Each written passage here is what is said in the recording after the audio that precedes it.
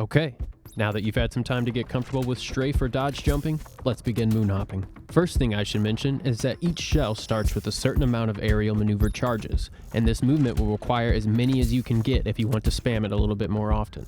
A few ways of increasing the amount of charges that shells can have are by grabbing the acrobatic augment or using the studied augment, which is only granted when backup weapons are equipped. Another way would require you to be playing as Bison, as they gain a charge through Survival Instinct, an integrated augment for the shell. And finally, taking the body foundation to 100 will also grant you an extra charge. I'd like to touch on how to gain aerial maneuver charges back.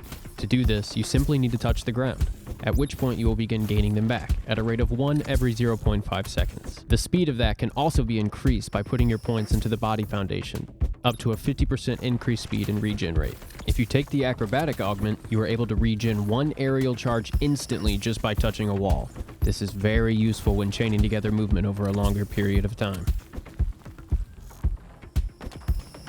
Performing a moon hop is simple. Typically, I begin with a strafe or a dodge jump since it doesn't consume a charge and it begins the momentum, and then I begin the moon hop. The inputs are the same as the strafe jump, you are just adding a dodge or pressing control midair to bring you back to the ground, and then jumping and repeat. Feel free to mix in strafe jumps in between your hops as long as you've got the aux and the charges for it. This is usually a good choice for getting around the map in general, or to use as a means of throwing off your opponent mid-fight.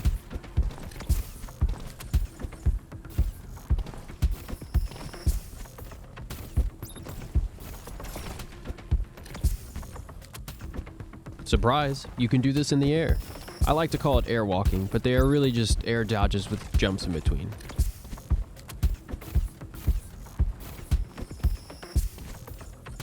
Something else to note, flipping off of a wall doesn't consume an aerial charge and can be done by default, no augment required.